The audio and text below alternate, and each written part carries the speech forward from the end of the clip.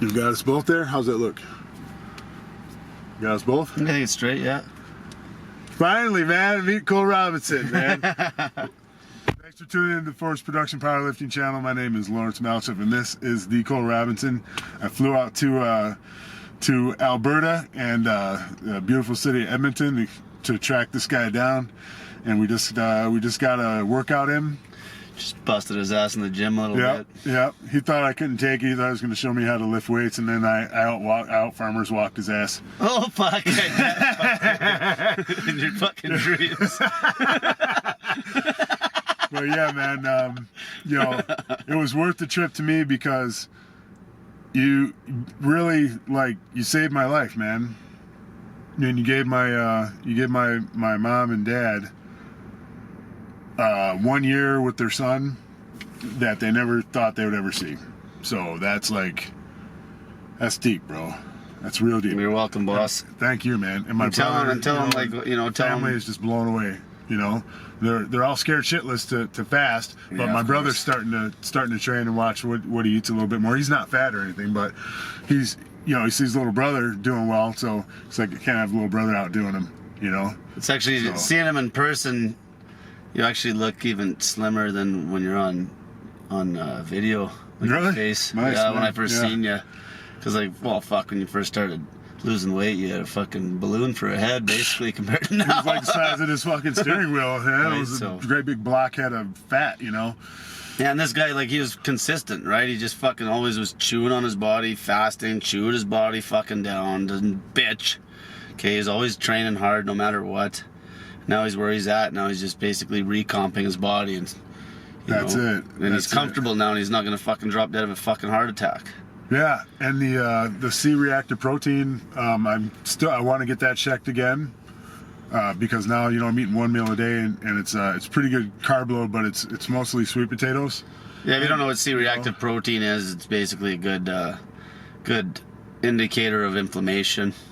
Yeah. And if you're just like people that are sick and they're dealing with fucking disease and autoimmune issues and shit, and they'll always have a high C-reactive protein count. Somebody with cancer, anytime you're fighting any sickness or have any stress, it'll be up.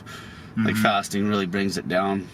My C-reactive protein, and I wish I'd have known about it the first time I had blood work done, but the second time it was when it was 0.23. Which is... It's not bad, it's not bad. Really good. Yeah, we were talking about it. Like, I told you, and you was like, when I did that, like 0.001. Yeah, when I did that, so this is another thing, I don't know in the States if you can just get that done, because here in Canada, you gotta fucking tell them to do it or they won't. No, you can. You gotta ask for it. Yeah, you gotta ask for it. From a general practitioner, you ask for it. Yeah, so here when I did that McDonald's routine when I was fasting, you know, meal a day on fucking McDonald's, I was still staying away from the corn syrup and shit, but my C-reactive protein after a month was so low they couldn't even pick it up, so it's like less than 0.1, like you couldn't even pick it up, right? So it's a good indicator, just general, like inflammation specifically. And if you're eating lots of fucking sugar, not fasting, high eating frequency, fuck, you're gonna have a bad C-reactive protein number. Do you know what happens to sugar molecules when they look at them under the electron microscope? What? They spark when they break apart, like you click rocks. So my theory is, if you got veins and capillaries that are sparking off, you get fire damage. For sure. And then you got to spackle them with what? Well, that's actually, right? That's a good point. Like, that's kind of some bro science, but, you know, when you got fucking crazy high blood sugar all the time, and you got your red blood cells that get glycated with fucking crazy amount, because you got your red blood cell floating around in your bloodstream, and then there's all this fucking excess sugar because your blood sugar is sky high because you're a fat fucking pig that can't stop eating ice cream. That blood cell's hitting all these sugar molecules, and that's when you get your A1C checked, and it's how much glycation's on that fucking cell, right? So it's the same idea, and like that's what it just shows how much blood sugar's in your blood when your fucking A1C's sky high, and as soon as you fast, you know, the blood sugar clears. But man, you gotta research and learn about stuff like that. You know, that's you know, the reason, yeah, like, it's science-based, you know, fuck. Like, the way I learned... Google-based, Google it. Yeah, the way I learned this shit is I fucking experiment, and then you read about it, you know, it's like, that's it. Like, you experiment first, read later. Like, I'm going to be talking about this in some of my videos about people just fucking don't use any common sense. They don't experiment. They don't take action. They fucking, you'll Google yourself to fucking death if you don't take any action, because if there's something that says something's bad, there's another study that says it's fucking good. You got to just do shit. Okay, you're not gonna fucking die. Fuck, just do things, right? And like that's how you learn stuff. Well, that takes time, and you got to invest in yourself. And people aren't really told that that's a valuable thing to do when you can just go to the guy who's got the MD degree, and have him tell you or have her tell you what's what. Yeah, exactly. And then just trust them until, in our country, until you're 75, and your heart explodes in your chest, and everybody in your family goes into the poorhouse because you don't have medical insurance. It's actually interesting, the fucking MD guy that actually doesn't have a fucking huge ego and is trying to learn about fasting, who do you think is the fucking hillbilly with the fucking backyard education that they're coming to for fucking fasting experience and help? Me. Yeah. It's like I help more shit. I have more doctors and fucking RNs and you name it. Like I got everybody coming to me that fucking they're asking about fasting and shit. And these are fucking your educated people. Like fuck it, but you know they still want some guidance because they're still scared to try it. And like look at your average fucking general practitioner, just a bunch of fucking drug dealers. I think they're scared to get sued though. But you know, like that's a big part of it. Doctors, they are inquisitive people and they don't mind pouring for 17 to 20 years in textbooks and jumping through all kinds of hoops to get that degree. But it's a litigious society, and anything you do that screws me up, I'm gonna sue your pants off. There's volumes of books of doctors who've been sued out of their careers. You know, so I mean, that's one thing with me. It's like, you know, when you got nothing to lose, like I help people for free, and it's like, sue me, fuckhead. Like, have fun with that. Yeah, like, right. Like what? Take all my fucking money. Like, what do you think? I'm not going to be able to find 20 million people that I couldn't just go fucking go live with and get a free meal? I'm not worried about it. You know what I mean? Fuck. We should have done a video every day of the week, man. But logistically, it wasn't working out all that great. But man, we got this one in, and if there's anything that I was hoping that you would say on my channel was just what you said, that I just kept doing it. Yeah, that's the thing. I didn't. Yeah, like anybody I'm coaching, if they fuck up, mildly fuck up, like say, as long as the fasting frequency doesn't get fucked up, that's the most important, because that's the discipline. If they fuck up on the refeed and have some fucking trash, as long as they didn't prematurely break a planned fast. Yeah, if they've planned it, and it's like, okay, you're doing a 72 or even a 48. If it's a planned fast, I don't care if they fuck up the refeed. Just don't fuck the fast up. That's the discipline. Because you'll always get to your goal if you're fucking disciplined on that.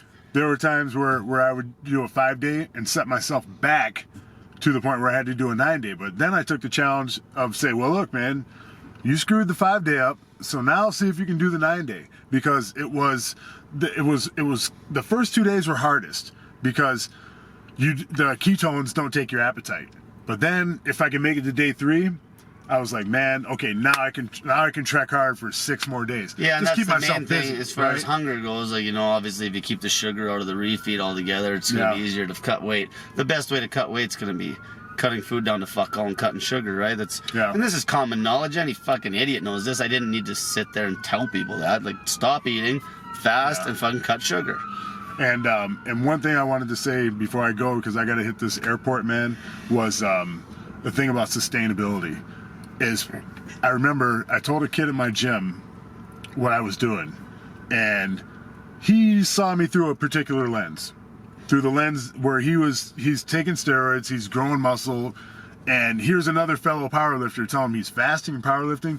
He like went through the roof and was like, man, you're gonna screw all your gains up, and once you start eating, you're gonna gain all your weight back. It's not sustainable. Well, you see, the people use that word sustainable like they're experts on sustainability when they have never sustained anything except the wrong behavior. Yeah, right? Exactly. Like what about the guy that just trains every day? Right. No one says, oh, is that sustainable? Like, I train every fucking day. That's just as hard as anything, but no one looks at that. They just look at fucking food because they're a bunch of fat fucking food addicts, and it seems out of the question that you can't sustain something like this. And the first fast I ever did, you recommended that I do a 3-day fast. And I did the 3-day fast and knocked that out, and I was down like 14 pounds, and I was like, holy shit, here we go. And then I did a 2-day, and then after that was like 5s and 7s. And I was thinking, well, am I going to have to fast like this forever? But no, I don't fast now like the way I did That's not even night and day. Yeah, like once the weight's off you, you can really play with it. You know, then That's the sustainability. Yeah, you once sustain it's new more weights. sustainable. It's Right. easier. Yeah. You don't have to fucking meal prep. You don't have to do shit. You got to fucking eat one fucking meal a day once you lose all the fat, and then just fuck with the macros based on what your training regimen looks like. You sustain it here, and you say, all I have to do is keep learning how to manipulate to get the same good results without making myself have to freak out and binge.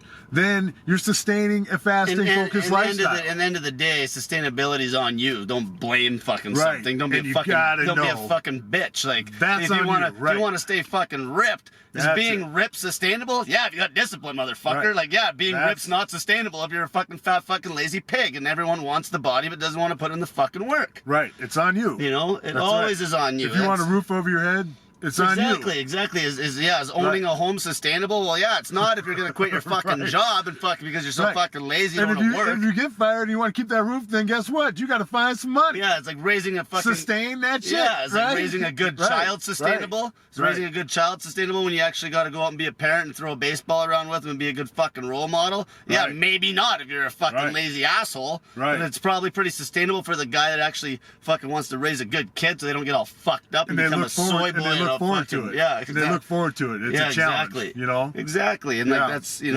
that's sustainability is just on you. It's on you. It's like awesome, buddy. Awesome. I'll be back in another couple of months, man. Awesome. Because I like this town, and I don't know, man. I might be looking for a teaching job out here or something, man. I mean, this is beautiful. Well, yeah, just bring You your know? fucking goddamn winter jacket. Or two. It's nice now. Yeah, It's I know. nice now. Right? He's talking all that shit. Wait till you Yeah, see till you that get- snow. Wait till you right. get frostbite on the end of your cock in the middle of fucking February. It's like, Jesus, my Hey. God, it's such a good Hey. fucking idea to move out here. Hey, man. I need to go back to Detroit where there's some fucking, where it's like the Wild West. We Fuck.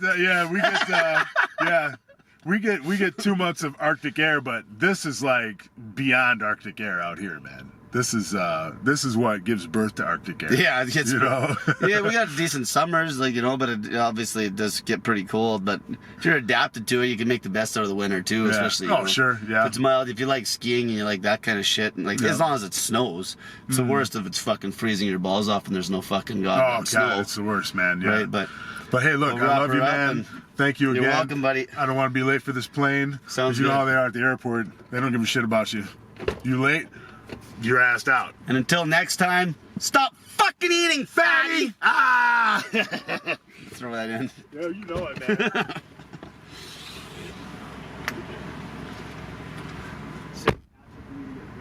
That's okay, man. That's okay, bro. Give me a real. Let's do it.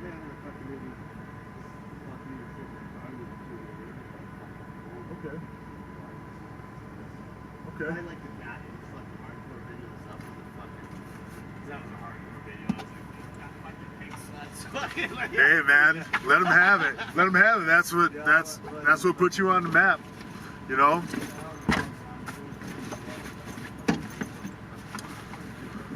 All right. Well, wish me luck, man, because I'm gonna have to speed back to the airport. Yeah, I will. Okay, I will. All right, cool. Buddy. Yep.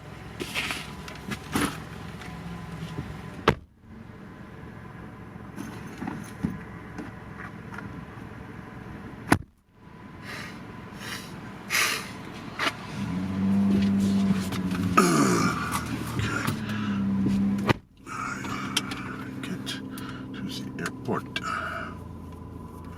Okay. And now we gotta get to. Here we go.